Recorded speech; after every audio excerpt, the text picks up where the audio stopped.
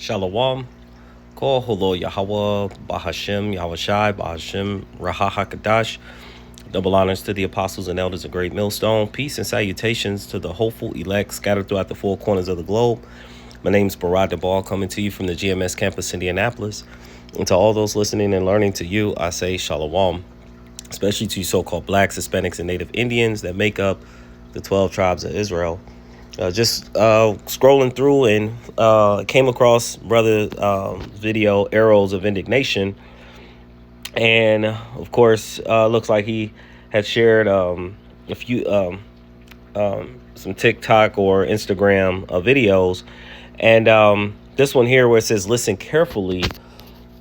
I want to play it and then bring out some scriptures, and hopefully it's edifying, uplifting, exhorting to the body. But this is the point of where the scriptures really speak about Esau, Edom, the so-called white man, sowing discord or causing confusion amongst brethren. Okay, so here we go. Let me get this straight. You wiped out the natives in America, hired Chinese immigrants to build a railroad, and when they were done, you dressed up as the natives, chased, hunted, and unalived the Chinese railroad workers. You enslaved. Now, there's a movie or Netflix series that is called I think it's America Prime Evil, where it's the natives. You had the Mormons, you had the government, and then you had of course all these people doing going into like a land grab, trying to get land. And one scene in one of the episodes, it actually showed where it was the Mormons who actually confronted these people that were on the land, other Edomites, and then the Edomites pretty much they talked, they was going having a back and forth, and the guy pretty much was like, hey, if you don't want no war or want us to fight, he's like, you might want to just leave. We'll do what we need to do, and we'll bounce. And so the Mormons, they kind of nodded their head and they left. Well, then the people that were settled, they pretty much said, hey, because they had Mormons along with them. It said put them in the perimeter. He said they end up coming back, and they start shooting and hurting them, unaliving them. Then we know the type of mindset that these men are. And lo and behold, just like it mentioned, I'm gonna bring it back. It just reminded me of that. They came back, but they came back with covered with their faces covered, and they came back as if they were like the native tribe and the native Indian tribe, so that it would look like it was the Indian tribe that actually had attacked these people, when in actuality they were being deceitful, and they were the ones that did it. So I'm gonna bring that back. Were done, you dressed up as the natives in America, hired Chinese immigrants to build a railroad, and when they were done, you dressed up as the natives, chased, hunted, and unalived the Chinese railroad workers. You enslaved, segregated, and massacred blacks, dropped napalm on civilian villages in Vietnam.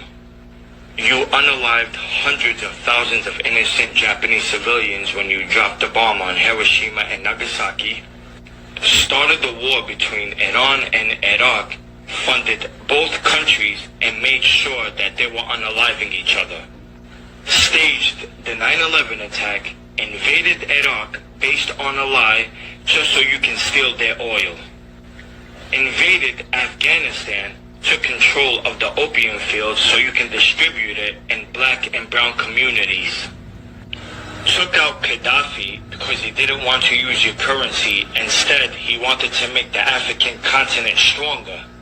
You started the war between Russia and Ukraine, and now you expect us to stand by you and your white supremacy mentality. All right, so as you can see, his lies and everything is being uncovered as to who he really is. This is the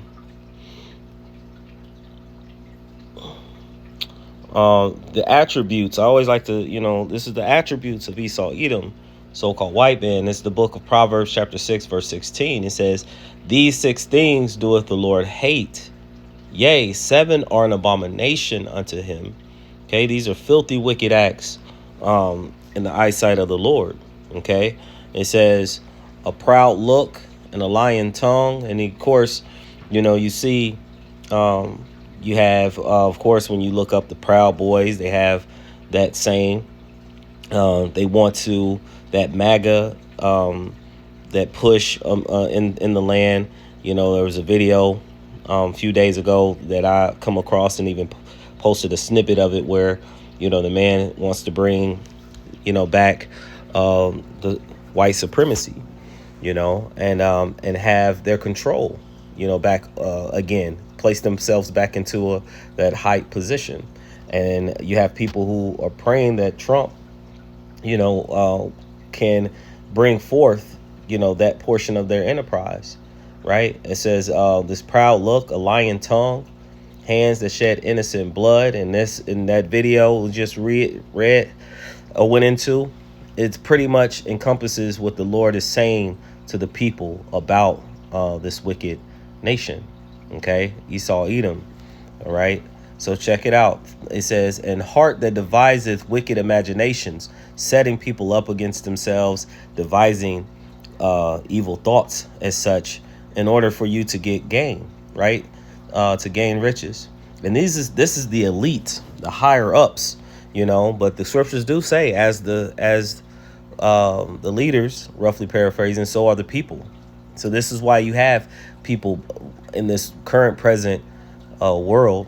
Their vibration is to get gain, find ways to scheme, right? Because that's how the leaders of this world currently are, right? It says, "Deviseth wicked imaginations, feet that be swift and running to mischief." You see, everything that was mentioned, it's like once the Chinese started to build the roads, then he make the mention that you dressed up like the natives and attacked them. So now you have the next thing. It says, "A false witness that speaketh lies." So of course you probably were in the middle of that, saying, hey, saying, just like that movie or the show that I mentioned, they actually were the very ones being confronted by the government, saying, hey, it was the natives, and actually saying, hey, they're going to help look for them, right? "A false witness that speaketh lies, and he that soweth discord among brethren." And so, sowing discord, these things in which the Lord, he hates. Okay, let's look up this discord really quick. Actually, I'll go back to this. Discord says the lack of agreement or harmony between persons, okay, things or ideas. So as you can see, like even today's time, you have the feminists, men versus women. You have men, you have black versus white, so-called. You have just many different Democrats versus Republican. You have all this stuff that is actually does nothing to build confusion, but yet you have the elites. Again, there's things that show that they play both sides, because in the end, whoever wins, their agenda and what they have going to push is still going to go forward, all right, in this world. However, Yahweh B'Shem Yahushai has set a bounds in which they cannot pass. So they're going to continue on, and they're going to continue to get gain and certain things until Yahushai steps in and does away with it all. I'm going to go back to this because there was another scripture that I have. This is the book of Proverbs chapter 26, verse 24. It says, "He that hateth dissembleth with his lips, and layeth up deceit within him." So, of course, dissembleth with his lips. He says, hide under a false appearance. Okay. One of the biggest things, They always talk about, having a clean cut suit, tie, business type of look. And in all actuality, they're looking to set certain contracts that snare you into lifelong payments, you know. And one of which, that's an example of that, would be like when you have like I'll just say a T-share contract. You get into buying like vacation things, dealing with vacation, and you find yourself hard, paying for pretty much to the point where it passes down to your children, and now they're having to pay. So they have many contracts and many things that they set people up into. Even looking at your home, you may think that you own your home. You may pay it off for 30 years. You may own land and you pay it off for 30 years. But the moment you miss a tax payment, or you don't have the funds to keep up with the taxes, though the house is paid for, the land is paid for, the moment the taxes can't be kept up, they can then come and take the land and everything that's on it. So again, these are the appearances that they give you to make you feel as though you're doing well in the society, but in actuality, it's just a waiting game for them when they decide. In other cases, if they want it, they can decide to take it, or they could just sit back and they wait, because they set up things to where they really are making it to where their family, that elite family, is benefiting continuously. And so for us to put our trust in the system and the things in which they push forth, we got to realize that it's only, everything in which they're doing is only for but a moment. The Lord is going to come crashing down on this place, swift and speedily. And that's what the elect are praying for. He said, he dissembleth with his lips and layeth up deceit with him. Verse 25, when he speaketh fair, believe him not. Right? When he got these goodly, pleasant words, the inauguration speech, for example, everybody's hanging on, the golden years, right? He said, believe him not, for there are 7 abominations in his heart. And that's what we just showed. Those 7 abominations in Proverbs 6, right? To divide and conquer is another term. All right. It says, whose hatred is covered with deceit, right? He has this hatred, but on the outside he can cover, he can disguise it. And he does very well, because he was created to do such. His wickedness shall be shewed before the whole congregation. And so now you're starting to see videos such as what we just saw, and many others, of what this man, Yahweh Bashem Yahushai said he's making Esau bare. There's not going to be a place where he can hide himself. Everybody's going to know the type of man that he is. I'm going to the elect definitely know at this present time, but the world is going to really see his wickedness. This is Sirach, chapter 10, Sirach, 10 and 12.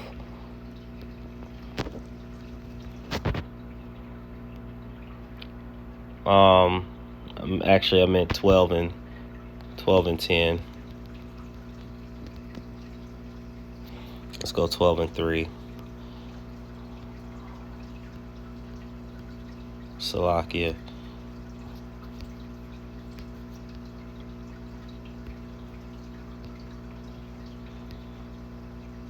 Okay, this says, never trust thy enemy. So, Jakes, you so-called blacks, Hispanics, and Native Indians, you must first know, when you find that you find out that you are the children of the Most High, that you have enemies. You have those who look to see you fall, look to see you in a bad state, look to see you never climbing out of and climbing into a good place, especially not being equal to, let alone being above them. Okay, so it says, never trust thine enemy. Like as iron rusted, so is his wickedness. And like iron, eventually, iron beam, as it oxygenates or water touches it and hits oxygen, it eventually will show rust. It says, though he humble himself and go crouching, yet take good heed and beware of him, because again, he has an appearance that he brings forth. When in the back of his mind, he's looking to overthrow you. Okay, that's how he dissembles. All right.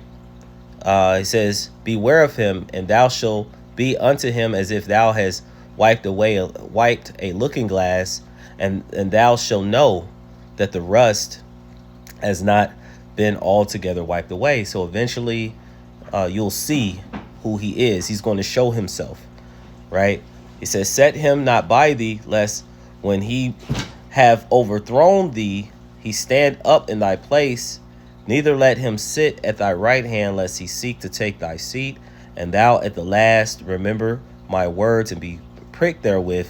And I always think about the native tribes, here in the Americas, who had this land.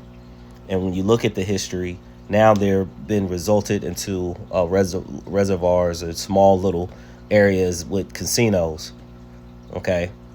They came in and completely took over the land, and in their pride now, they say that they believe that their houses shall continue forever, in Psalms 49 and 11, and they got it by riches gotten by deceit, and because of riches gotten by deceit, the kingdom's going to be translated. This is why all the things that are coming out. Why when Yahushua returns, he's going to be completely and mostly, for the lack of terms, justified. There's no frame of words to even put together of how righteous and the Lord will be in bringing down this kingdom. Okay, it says, lest he seek to take thy seat, and thou at the last remember my words and be pricked therewith. Who will pity a charmer that is bitten with a serpent, or such as come now wild beasts? So you see that Yahweh Bashim Yahushai through the Spirit is connecting them to a serpent and a wild beast, right? And so those who, the scriptures say, though hand join in hand, the wicked shall not go unpunished. Okay, so for those who are thinking that, hey, I can get in and I can set contracts and set leagues and be in that world, have a foot into their world and a foot out, you're gonna be defiled. Verse 14. So one that goeth to a sinner and is defiled with him in his sins, who will pity, right? For a while he will abide with thee, but if thou begin to fall, he will not tarry. So he's only going to be with you as long as he can get something from you. He says, an enemy speaketh sweetly with his lips. See, we were just talking about that, right? And he says, but in his heart, his mind, he imagineth. That's how we know that's his heart is dealing with that Hebrew word la, which is the mind. In his heart, his mind, he imagineth how to throw thee into a pit. He will weep with his eyes, but if he find opportunity, he will not be satisfied with blood. So if he find opportunity, he's going to take complete advantage of you. If adversity come unto thee, thou shalt find him there first, and though he pretend to help thee, yet shall he undermine thee. So we're just going to stop there, because it just goes on and on as to the type of people, Esau, Edom, the so-called white men are, starting with the top elites.